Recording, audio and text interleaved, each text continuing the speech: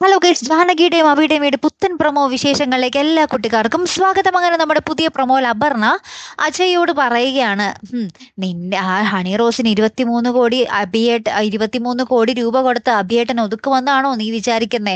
ഒരിക്കലുമില്ല. എവിടെന്നോ വന്ന ഒരു പെണ്ണിന് 23 കോടി കൊടുക്കാൻ നിന്റെ അഭിയേട്ടൻ നിന്നെ എവിടെന്നാണ് ഇപ്പൊ പൈസ?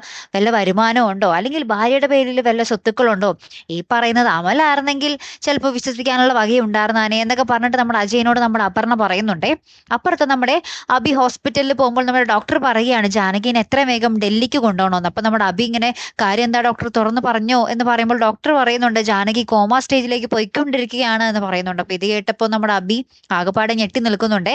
അപ്പൊ ഈ ഒരു കാര്യം നമ്മുടെ അമ്മൽ വന്ന് നമ്മുടെ അമ്മയോട്, നമ്മുടെ പ്രഭാവതി അമ്മയോട് പറയുന്ന ഒരു നിമിഷങ്ങളാട്ടോ. അപ്പൊ ഈ പ്രഭാവതിയോട് പറയുമ്പോൾ അത് അപർണ കേൾക്കുന്നുണ്ട്. അപ്പൊ അപർണ കേൾക്കുമ്പോൾ ഭയങ്കര സന്തോഷമാവുകയാണ് നമ്മുടെ ജാനകി ഇങ്ങനെ കോമയിലോട്ട് ആകുന്നു എന്ന് പറയുമ്പോൾ കേട്ടോ.